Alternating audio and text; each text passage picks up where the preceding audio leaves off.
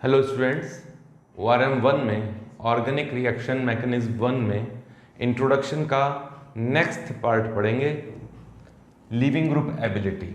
हम इसमें इंट्रोडक्शन पढ़ रहे थे स्टार्टिंग में, कुछ पॉइंट उसके पहले भी ले चुके हैं।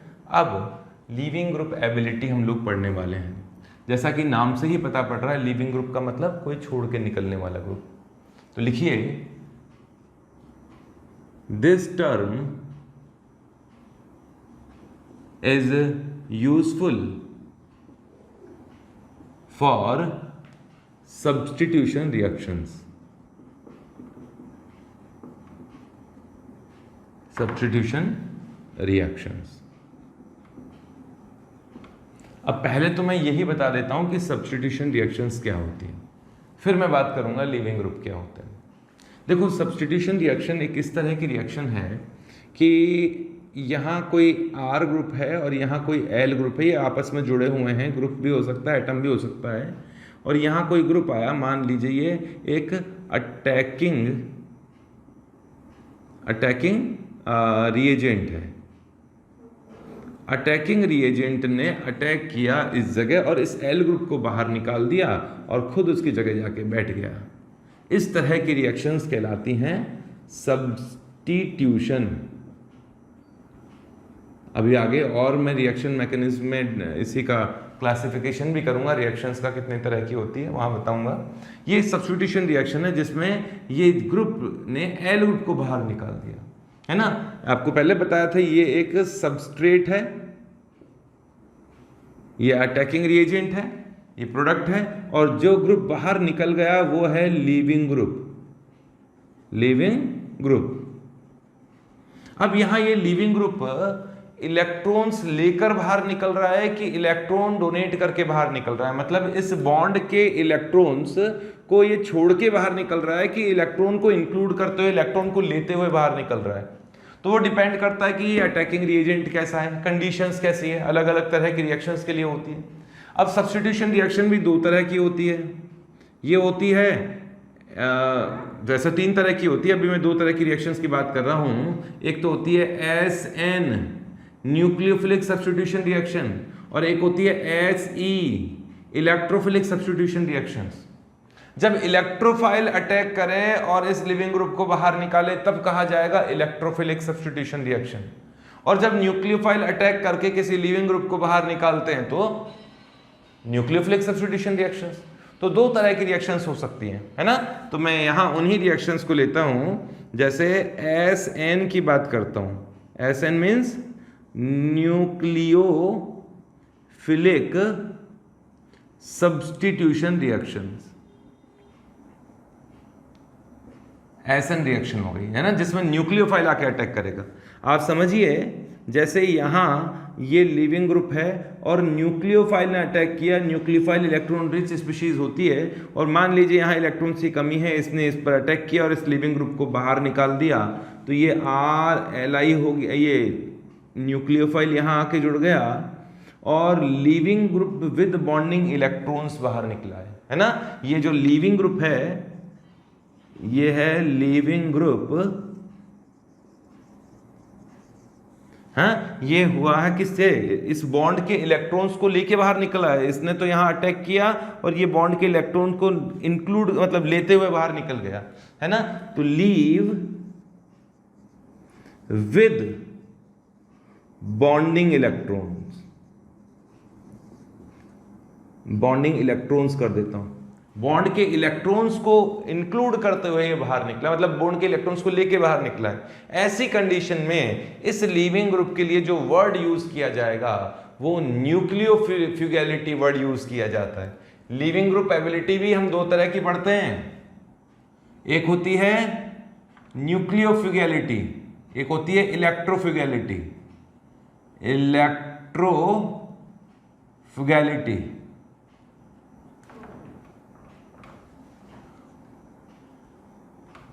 एंड न्यूक्लियोफ्यूगैलिटी।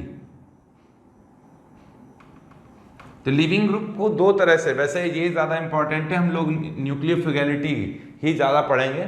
फिर भी इलेक्ट्रोफ्यूगैलिटी का मतलब जब इलेक्ट्रोफाइल अटैक करता है और L प्लस बाहर निकलता है या बॉन्ड के इलेक्ट्रॉन्स को छोड़ के बाहर निकलता है, और जब न्यूक्लियोफाइल अटैक करता है तो इलेक्ट्रॉन्स लेके बाहर निकलता है। तब ये जहां जो टर्म यूज किया जाता है, यहां जो टर्म यूज किया जाएगा वो न्यूक्लियोफिलिटी वर्ड यूज किया जाएगा।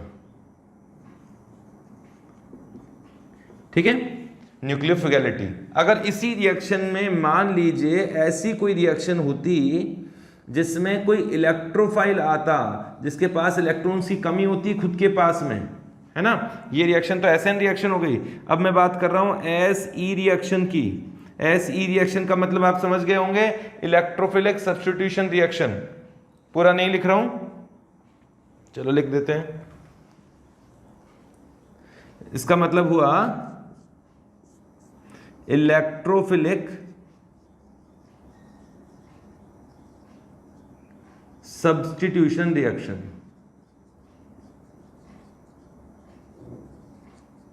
इलेक्ट्रोफिलिक सब्स्टिट्यूशन रिएक्शन, इस रिएक्शन में ये रही Rl और इस पे इलेक्ट्रोफाइल ने अटैक किया जिसके पास में खुद के पास इलेक्ट्रॉन्स की कमी है, और वो वहां अटैक करता है जहां इलेक्ट्रॉन डेंसिटी ज्यादा होती है। तो इसने यहां अटैक किया और इस R ग्रुप से जुड़ गया और L प्लस बाहर निकला। ये भी लीविंग ग्रुप है। यहां लीविंग ग्रुप कौन है? L plus.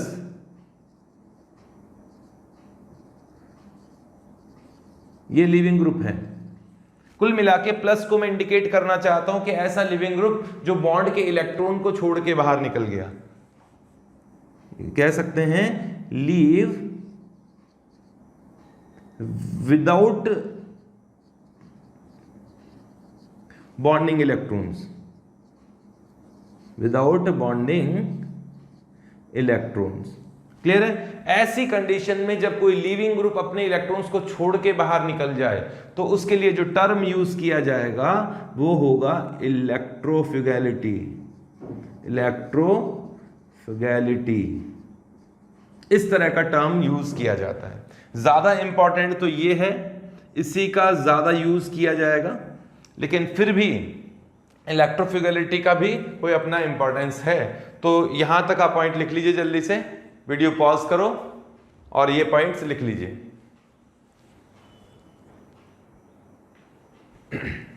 अब हम लिखेंगे टाइप्स ऑफ इलेक्ट्रोफ्यूगल एंड न्यूक्लियोफ्यूगल ग्रुप्स, मतलब उनके कुछ एग्जांपल्स लेंगे। तो आप लिखिए यहां पर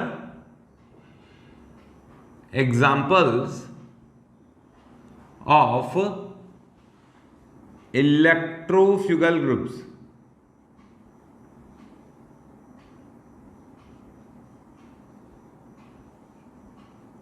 ठीक है, वैसे मैंने कहा इनका यूज कम ही होता है, कुछ इलेक्ट्रोफिलिक सब्स्टिट्यूशन रिएक्शन में आप पढ़ोगे। तो इलेक्ट्रोफ्यूगल ग्रुप्स जो हैं, जैसे कि कई रिएक्शन में H+ बाहर निकलता है एरोमेटिक रिंग से, कई बार में कोई कार्बन प्लस भी बाहर निकलता है, स्टेबल कैटायंस बाहर निकलेंगे कई। अच्छा, कोई जरूरी नहीं है कि इलेक्ट्रोफ्यूगल और न्यूक्लियोफ्यूगल ग्रुप जो होते हैं वो चार्ज्ड ही हो। जैसे कोई इलेक्ट्रोफ्यूगल ग्रुप है जो CO2 के फॉर्म में भी बाहर निकल सकते हैं, CO2 के फॉर्म में, जैसे SO3- के फॉर्म में भी, सॉरी सल्फर ट्राइऑक्साइड के फॉर्म में भी बाहर निकल सकते हैं। जैसे इन दोनों का मैं एग्जांपल देता हूं कि एरोमेटिक रिंग पर जैसे H+ बाहर निकला, किसी इलेक्ट्रोफाइल ने अटैक किया, ऐसी रिएक्शंस आएंगी आगे कि इलेक्ट्रोफाइल ने अटैक किया, H+ को बाहर निकाल दिया, है ना, इलेक्ट्रोफाइल खुद बैठ गया, उसकी जगह H+ बाहर निकल गया। ऐसा पॉसिबल है। ये वाला भी बाहर निकल सकता है। ऐसी रिएक्शन में मान लीजिए कि ऐसी सिचुएशन है और ये ग्रुप है और इसकी जगह किसी इलेक्ट्रोफाइल ने अटैक किया और वो इलेक्ट्रोफाइल इस जगह अटैक करता है जिसको प्लस को बाहर निकाल देता है। तो ऐसी पॉसिबिलिटी भी आती हैं। ये इलेक्ट्रोफाइल जुड़ गया और ये प्लस के फॉर्म में बाहर निकल गया, स्टेबल कैटायन है, कोई अनस्टेबल नहीं है। और कार्बन डाइसल्फाइड और सल्फर ट्राइऑक्साइड भी स्टेबल ही है। तो जितना ज्यादा स्टेबल लिविंग ग्रुप होता है वो उतना ही आसानी से बाहर निकलता है। अभी हम लोग इसके बारे में भी बात करेंगे। नेक्स्ट है कि इसी में एक एग्जांपल ले रहा था CO2 के लिए भी, कि इस तरह की सिचुएशन आ जाए कि ये रहा कार्बन कार्बोक्सिलिक एसिड और ये माइनस है ना, और इलेक्ट्रोफाइल आया तो ये इसने इलेक्ट्रॉन यहाँ इस तरह से डबल बॉन्ड बनाया और ये इलेक्ट्रॉन डोनेट करके निकल गया और इलेक्ट्रोफाइल आकर इससे जुड़ गया। फिर इलेक्ट्रोफाइल ने आकर यहाँ बॉन्ड बना लिया इस जगह, और यहाँ न्यूट्रल कार्बन डाइऑक्साइड बाहर निकली। अब कार्बन डाइऑक्साइड तो ऐसा ही होता है, ऐसे ही यहाँ सल्फर डबल बॉन्ड और होता तो सल्फर ट्राइऑक्साइड भी बाहर निकल सकती है।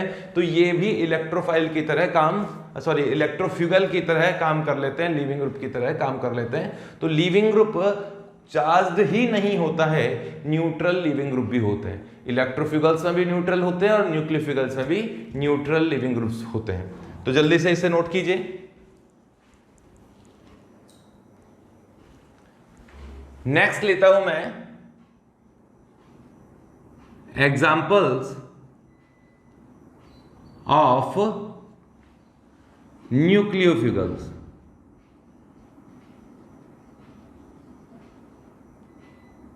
या न्यूक्लियोफ्यूगल्स या न्यूक्लियोफ्यूगल ग्रुप्स। अब जो मेन जो है लिविंग ग्रुप एबिलिटी वर्ड जो है वो इन्हीं के लिए यूज किया जाता है। ज़्यादातर केस में हम लोग एरोमेटिक कंपाउंड्स पढ़ेंगे या फिर अल्कोहल्स पढ़ेंगे, एल्काइल हैलाइड्स पढ़ेंगे, उनके लिए जो ज़्यादातर लिविंग वर्ड यूज होगा वो न्यूक्लियोफिगल्स के लिए ही यूज होगा। ठीक है, देखिए एग्जाम्पल्स तो बहुत तरह के हो सकते हैं। ये तो कोई भी हेलोजन माइनस हो सकता है, F माइनस भी होता है, Cl minus, Br minus, I minus और RSO3 माइनस, RCOO माइनस, और भी बहुत सारे होते हैं। नाइट्रोजन भी होता है कई बार, N2, H2O भी लिविंग ग्रुप के फॉर्म में बाहर निकलता है। N2 तो सबसे अच्छा लिविंग ग्रुप है, H2O भी लिविंग ग्रुप बहुत अच्छा है। ठीक है, कैसे हैं जरा एग्जांपल्स लेते हैं। अब यहाँ थोड़ा एग्जांपल डिटेल में लेंगे। अच्छा, एक और मैं बात कह रहा था यहाँ पर कि लिविंग ग्रुप एबिलिटी का मतलब है कोई भी लिविंग ग्रुप कितनी आसानी से बाहर निकल सकता है। जितना अच्छा लिविंग ग्रुप, मतलब जितना ज्यादा स्टेबल लिविंग ग्रुप, उतनी आसानी से छोड़ के उस सबस्ट्रेट को छोड़ के बाहर निकल जाएगा, है ना। तो लिविंग ग्रुप जो एबिलिटी हम लोग जो टॉपिक पढ़ रहे हैं उसका मतलब है leaving group ability directly proportional होती है stability of leaving group, stability of leaving group. Leaving group जितना स्टेबल, रिएक्शन मतलब उसकी स्टेबिलिटी उतनी ज्यादा, जितनी ज्यादा स्टेबल है उतना ही अच्छा लिविंग ग्रुप है, मतलब उसकी लिविंग ग्रुप एबिलिटी ज्यादा है, मतलब वो रिएक्शन में आसानी से बाहर निकलने वाला है ना। जैसे एक एग्जांपल लेता हूं, ये एक रिएक्शन है RCl है और इसकी रिएक्शन आपने OH माइनस से की, मतलब एक न्यूक्लियोफाइल से की। इस न्यूक्लियोफाइल ने इस Cl को निकाल दिया और खुद आके उसकी जगह बैठ गया, तो Cl यहाँ क्या हो गया, लिविंग ग्रुप हो गया। अगर इसी रिएक्शन में यहाँ Br होता और सेम OH आयन उतनी ही कॉन्सेंट्रेशन में, उतने ही टेम्परेचर और प्रेशर पे रिएक्शन की गई और ऐसे ही RI के साथ में भी की गई और कोई कंडीशन डिफरेंट नहीं है, R एक जैसा है सब में, टेम्परेचर प्रेशर वगैरह सब सेम है, बस इन तीनों का डिफरेंस है कि लिविंग ग्रुप डिफरेंट है। तो यहाँ क्या होगा, वही ROH बनेगा और लिविंग ग्रुप यहाँ होगा Br माइनस, यहाँ लिविंग ग्रुप होगा I माइनस। क्लियर है। तो ये कौन है, लिविंग ग्रुप। अगर मान लीजिए सेम कंडीशन में रेट ऑफ रिएक्शन इसका R1 है ना, इसका R2 है और इसका R3 है, तो कंपैरिजन किया जाए रेट में कि रिएक्शन कितनी आसानी से होगी और इसका रेट क्या होगा, सेम कंडीशन है, तो देखा गया एक्सपेरिमेंटली इन तीनों के लिए कि रिएक्टिविटी या रेट ऑफ रिएक्शन जो होगी, रिएक्टिविटी नहीं करता हूं, रेट ऑफ रिएक्शन का जो कंपैरिजन किया जाए वो R3 का सबसे ज्यादा होगा और फिर होता है R2 का और फिर होगा R1 का। ऐसा क्यों हुआ है, ऐसा इसलिए हुआ है कि I माइनस सबसे अच्छा लिविंग ग्रुप है, सबसे ज्यादा स्टेबल है। आप लोगों ने पढ़ा होगा, मैंने स्टेबिलिटी बताई थी, तो उसमें मैंने स्टेबिलिटी बताई थी कि एक ग्रुप में ऊपर से नीचे जाते हैं तो जितना बड़ा आयन होगा वो उतना ही ज्यादा स्टेबल होगा, क्योंकि उस पर चार्ज डेंसिटी कम होती है। F माइनस बहुत छोटा सा है, उस पर चार्ज बहुत सारा होगा, और I माइनस कंपेरेटिवली काफी बड़ा है और एक ही नेगेटिव चार्ज होगा ना, तो यहाँ चार्ज डेंसिटी बहुत ज्यादा होती है, हाई चार्ज डेंसिटी, ठीक है, जबकि यहां इस पर कंपैरेटिवली चार्ज डेंसिटी कम होती है और ये ज्यादा स्टेबल होता है, मोर स्टेबल होता है, मोर स्टेबल। क्लियर है? इसी कारण से यहां जो स्टेबिलिटी का ऑर्डर है, या मैं कहूंगा अब लीविंग ग्रुप, एलजी कर देता हूं, आगे से मैं एलजी करूंगा, leaving group ability, leaving group ability का ऑर्डर है I माइनस ज्यादा स्टेबल है, Br माइनस कम स्टेबल है, और Cl माइनस और कम स्टेबल है। तो लीविंग ग्रुप एबिलिटी के ऊपर ही हम लोग डिसाइड कर सकते हैं रेट ऑफ रिएक्शन क्या है। ठीक है, यहां लिखिए, वीडियो पॉज करो, यहां तक लिख लो। और एग्जांपल्स लेते हैं। एग्जांपल नंबर 2 कि कुछ लीविंग ग्रुप्स के एग्जांपल ले रहा हूं, उनमें स्टेबिलिटी का कंपैरिजन करोगे, मतलब लीविंग ग्रुप का ऑर्डर बताओगे, है ना। तो ये ऑर्डर के फॉर्म में लिख लीजिए, क्वेश्चन के फॉर्म में लिख लीजिए, एग्जांपल नहीं है। Give order of leaving group ability, leaving group ability. अब लीविंग ग्रुप एबिलिटी क्या होती है वो तुम बताओगे। ये बताओ, इसमें फर्स्ट है कि यहां MeSO3 माइनस है, फिर है Me, अब मैं इसमें ज़्यादा उलझाने की कोशिश नहीं करूंगा क्योंकि मैं कई बार आप लोगों को पढ़ा चुका हूं। फिर है PHO माइनस, फिर है OH, और फिर है RO माइनस। ये कुछ एग्जाम मतलब दिए हैं मैंने, ये इसकी स्टेबिलिटी का ऑर्डर बताओ आप लोग। दूसरा बताता हूं, ये वाला एक ग्रुप है, फिनॉल पर H निकाल दिया तो फिनॉक्साइड बना, यहां नाइट्रो है, और यहां O माइनस के साथ में ये ग्रुप है, यहां लगा देता हूं मैं एल्डिहाइड लगा देता हूं, चलो CHO। यहां है O माइनस और इस जगह तो H ही रहने दो,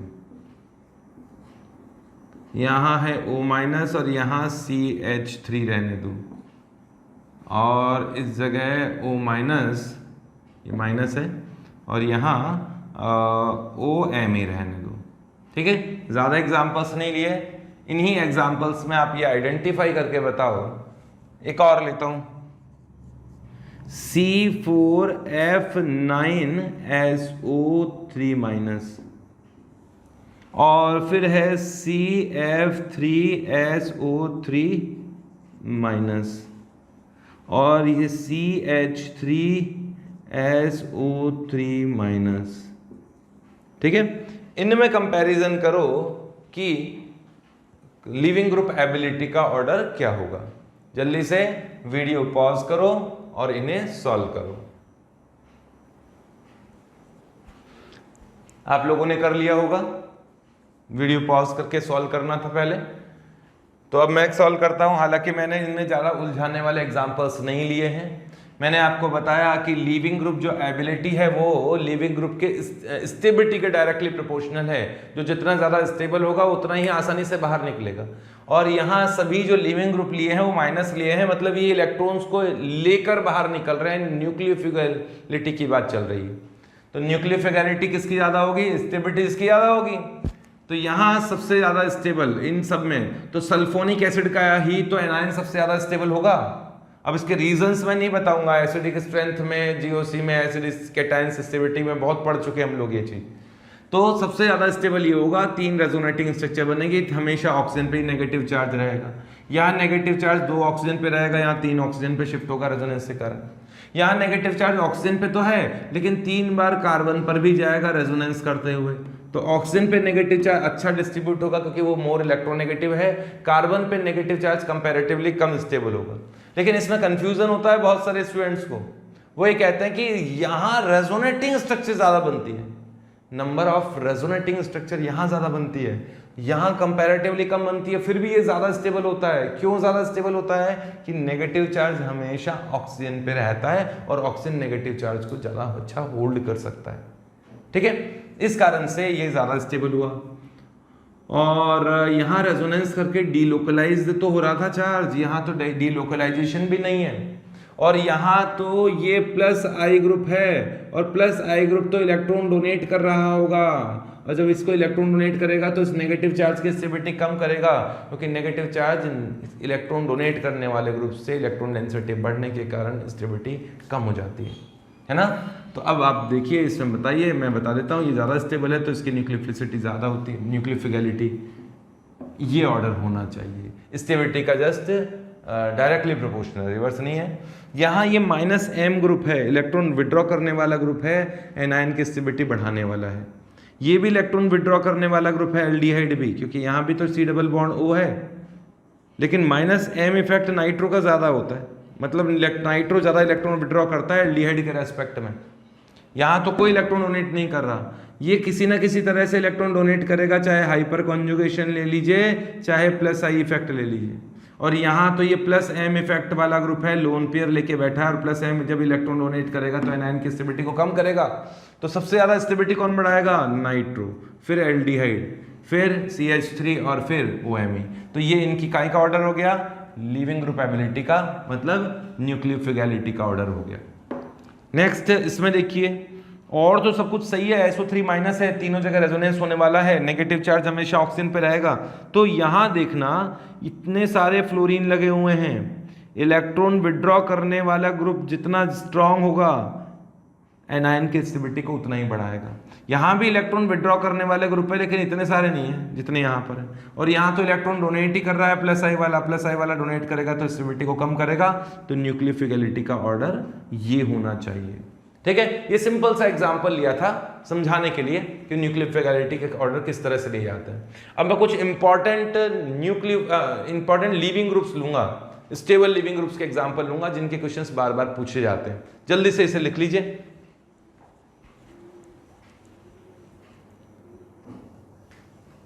अब लिखिए सम इंपॉर्टेंट या some examples of good living groups.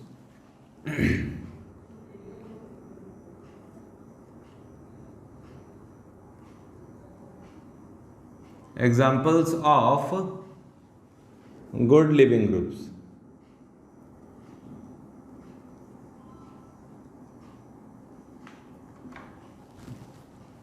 जैसे अभी मैंने बहुत अच्छा एग्जाम्पल लिया था, ये है ब्यूटेन पर सारे H निकालकर F जोड़ दिया गया। ये बहुत अच्छा लिविंग ग्रुप है। मैं यहाँ जो लिविंग ग्रुप ले रहा हूँ सारे के सारे बहुत अच्छे लिविंग ग्रुप है। उनकी स्टेबिलिटी में कंपैरिजन करना चाहो तो कर लो, लेकिन ये ऐसे लिविंग ग्रुप से जब कहीं जुड़े होते हैं तो बहुत आसानी से बाहर निकल जाते हैं। तो ये कौन से है? ये ब्यूटेन था, ब्यूटाइल था, ब्यूटाइल पर 9 फ्लोरो लगा दिया तो नोना फ्लोरो ब्यूटाइल सल्फोनेट बोल सकते हैं इसको, है ना।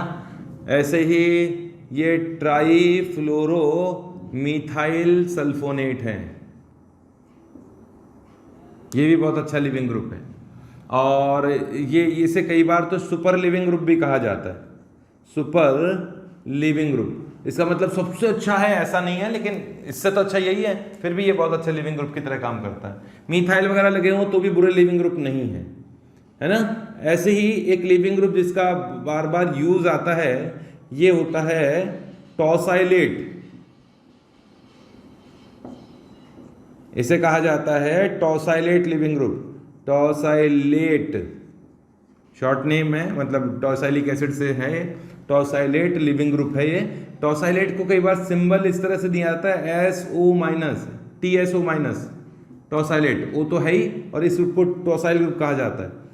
टॉसाइल ग्रुप जो है वो इसे कहा जाता है कि यहाँ Me है और यहाँ बेंजीन रिंग है और S double bond O double bond O, और ये वाला जो ग्रुप है ये टॉसाइल ग्रुप है, जिसे केवल TS ग्रुप से रिप्रेजेंट कर दिया जाता है।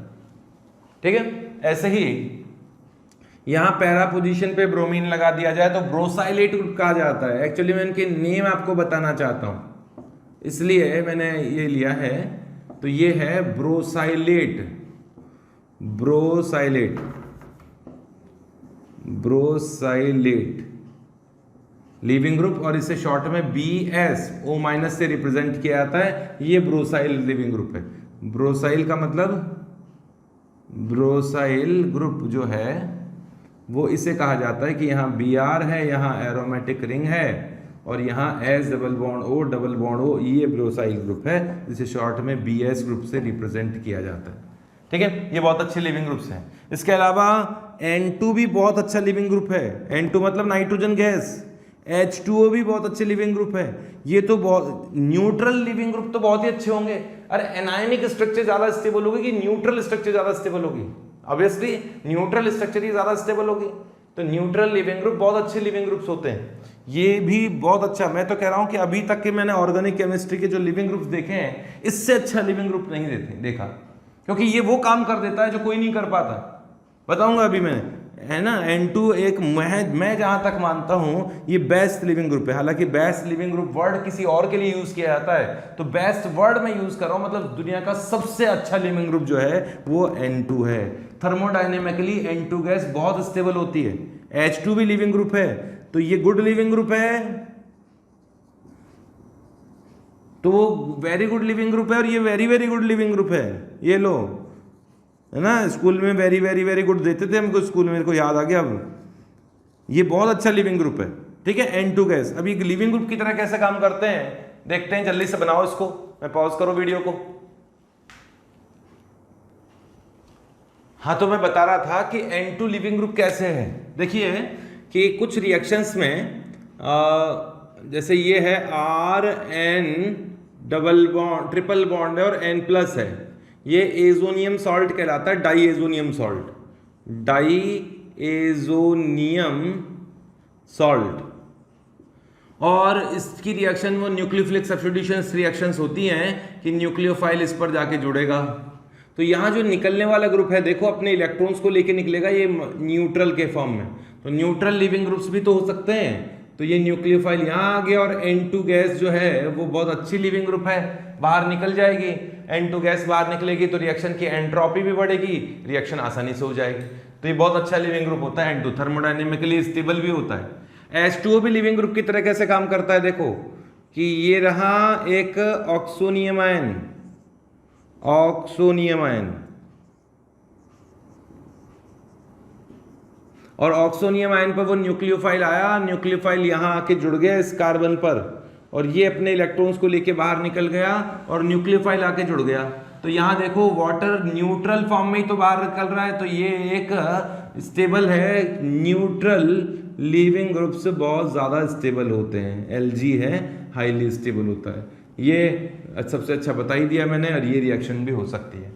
ठीक है, तो कई बार लिविंग ग्रुप एबिलिटी का यूज जो है हमें रिएक्शंस के बीच में करना पड़ता है। जैसे मैं आगे दूंगा, इसको लिख लो आप, फटाफट लिखो, इसे मिटाता हूं इसे। इसका एप्लीकेशन पोर्शन दे रहा हूं मैं कि न्यूक्लियोफिलिटी जो है, लिविंग ग्रुप एबिलिटी, इसका यूज कैसे करते हैं। जैसे देखो, एक इसका एप्लीकेशन पार्ट ही है, ये रहा एक एल्कोहल, और हमें मान लीजिए इस एल्कोहल से एल्काइल हैलाइड बनाना है, RCl बनाना है। तो आप सोचोगे कि हम तो महान हैं, हम तो Cl- डायरेक्ट ही डाल देंगे, Cl- यहाँ आएगा, इस OH को निकाल देगा, और OH- लिविंग ग्रुप के फॉर्म में बाहर निकल जाएगा, ये रिएक्शन हो जानी चाहिए। लेकिन देखा गया एक्सपेरिमेंटली ये रिएक्शन नहीं होती है। क्यों नहीं होती है? क्योंकि आप समझना कि Cl- ने OH- को निकाला है। क्या OH- यहां Cl- को निकाल के रिएक्शन को बैक साइड में नहीं ले जा सकता? क्या ले जा सकता है। तो मतलब इसका फंडा क्या है, इसका कॉन्सेप्ट क्या है भाई? जो ज्यादा स्टेबल होगा वो बाहर निकलेगा, और जो कम स्टेबल होगा वो रिएक्शन करेगा। जिसकी बेसिक स्ट्रेंथ ज्यादा होगी, बेसिसिटी ज्यादा होगी, वो जाके रिएक्शन करेगा, और जिसकी स्टेबिलिटी ज्यादा होगी वो बाहर निकलेगा, स्ट्रॉन्गर बेस जाके जुड़ जाएगा, है ना। आप समझना Cl- ज्यादा स्टेबल है कि OH- ज्यादा स्टेबल है? स्टूडेंट्स बोलते हैं OH- ज्यादा स्टेबल है क्योंकि ऑक्सीजन की इलेक्ट्रोनेगेटिविटी ज्यादा है। बिल्कुल गलत बोलते हैं। ध्यान से सुनना, Cl- ज्यादा स्टेबल होता है क्यों ज्यादा स्टेबल होता है? आप थोड़ा सा सोचिए, HCl स्ट्रॉन्गर एसिड है कि वाटर स्ट्रॉन्गर एसिड है? HCl ज्यादा स्ट्रॉन्गर एसिड है कि H2O ज्यादा स्ट्रॉन्गर एसिड है? ऑब्वियसली HCl है, हम तो बचपन से पढ़ते आए, तो बिल्कुल सही पढ़ते आ रहे हो, HCl ही स्ट्रॉन्गर एसिड है। क्यों? क्योंकि Cl माइनस ज्यादा स्टेबल होता है OH माइनस से। ये कैसे? क्योंकि Cl की नेगेटिव चार्ज की बात ही नहीं है, Cl का साइज भी इतना बड़ा होता है कि नेगेटिव चार्ज उसकी पूरी सरफेस पे फैला रहता है। बड़े साइज वाले एनायन ज्यादा स्टेबल होते हैं, इस कारण से ज्यादा स्टेबल कौन होगा? स्टेबिलिटी ये इसकी ज्यादा होगी, ये मोर स्टेबल होगा। ठीक है, Cl माइनस ज्यादा स्टेबल होता है OH माइनस से, क्योंकि HCl ज्यादा एसिडिक है, यही इसका इनडायरेक्टली रीजन था। अब जो Cl माइनस है वो OH माइनस को कभी नहीं निकाल सकता, है ना, मतलब डायरेक्टली नहीं निकाल सकता। कभी ऐसा नहीं हो सकता कि डायरेक्टली Cl माइनस आया और OH माइनस को डायरेक्टली निकाल दिया। OH माइनस Cl को निकाल सकता है क्योंकि OH ज्यादा अच्छा न्यूक्लियोफाइल है, या कहूं Cl माइनस ज्यादा स्टेबल है, वो निकल सकता है। OH माइनस अच्छा लिविंग ग्रुप नहीं है, ये पुअर लिविंग ग्रुप है। अब आप बोलोगे सर O पे तो नेगेटिव बहुत स्टेबल होता है, लेकिन एक्सपेरिमेंटली देखा गया है निकलना नहीं चाहता है ना, ये पुअर लिविंग ग्रुप है। हाँ, इसे बहला फुसला के निकाल सकते हो आप। कैसे? कि भाई इसमें Cl माइनस का डायरेक्ट तो जोड़ चला नहीं, आप इसे ऐसे बहला सकते हो कि इसमें डाल दो एसिड डाल दोगे तो ये लोन पेयर है ना, ये लोन पेयर उस एसिड के साथ बॉन्डिंग कर लेगा। बॉन्डिंग करने के बाद में इसकी दशा कुछ इस तरह की हो गई। अब ये ऐसा हो गया कि अब ये बाहर निकल भी जाए तो अनस्टेबल नहीं है ना। अब ये एक अच्छा लिविंग ग्रुप हो गया। H2O जो था, ये जो ऑक्सोनियम आयन बना, ये एक बढ़िया लिविंग ग्रुप हो गया, Lg हो गया। अब ये आसानी से बाहर निकल जाएगा। ये एक रिएक्शन है, गुड लिविंग ग्रुप है। ये रिएक्शन पॉसिबल नहीं थी, इससे पहले वाली जो रिएक्शन है ना,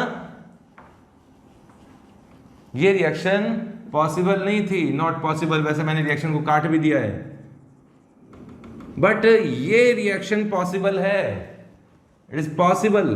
क्यों? क्योंकि निकलने वाला ग्रुप ज्यादा स्टेबल है Cl माइनस से। H2O न्यूट्रल है, बहुत अच्छा लिविंग ग्रुप है, रिएक्शन में बाहर निकल जाता है।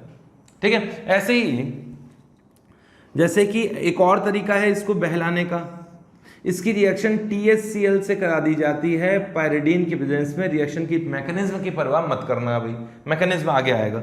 ये तो मैं अभी डायरेक्ट बता रहा हूं कि ऐसा होता है, तुम मानो, मेरे पर विश्वास करो कि ऐसा होता है कि यहां से H और Cl बाहर निकल जाता है। TH समझ रहे हो, टॉसाइल ग्रुप, टॉसाइल वाले से Cl जुड़ा है, टॉसाइल क्लोराइड है ये, तो इससे रिएक्शन होती है तो HCl का मॉलिक्यूल बाहर निकलता है, HCl को एब्जॉर्ब कर लेता है पायरिडीन, इसीलिए डाला था पायरिडीन। अब ये ROTS बना। अब ये महान लिविंग ग्रुप है, गुड लिविंग ग्रुप है, बढ़िया लिविंग ग्रुप है। अब ये बाहर निकल सकता है, इसे आप बाहर निकाल सकते हो। अब Cl माइनस डाल दो तो लिविंग ग्रुप कौन निकला? OTS बाहर निकला। Cl यहाँ आएगा, OTS लिविंग ग्रुप बाहर निकल गया। ये आया TSO माइनस, ये एक बढ़िया लिविंग ग्रुप है, आसानी से बाहर निकल सकता है, ये रिएक्शन भी पॉसिबल है। तो लिविंग ग्रुप एबिलिटी पढ़ने का मतलब भी यही था कि लिविंग ग्रुप जितना अच्छा होगा वो रिएक्शंस में बाहर निकल सकता है। और हमें इस चीज का ज्ञान तो होना चाहिए कि लिविंग ग्रुप किस रिएक्शन में निकलने वाला है और किस रिएक्शन में नहीं निकलने वाला है। कई बार जबरदस्ती स्टूडेंट किसी भी ग्रुप को बाहर निकाल लेते हैं, बेचारे उसकी स्टेबिलिटी हो या ना हो। क्लियर है? तो यहां तक का पॉइंट पढ़ो जल्दी से। इसके बाद में हम लोग लेंगे, इसका पार्ट आएगा अगला, टाइप्स ऑफ रिएक्शंस का, है ना, ऑर्गेनिक रिएक्शंस। जल्दी से लिख लो, यहां तक वीडियो पॉज करो।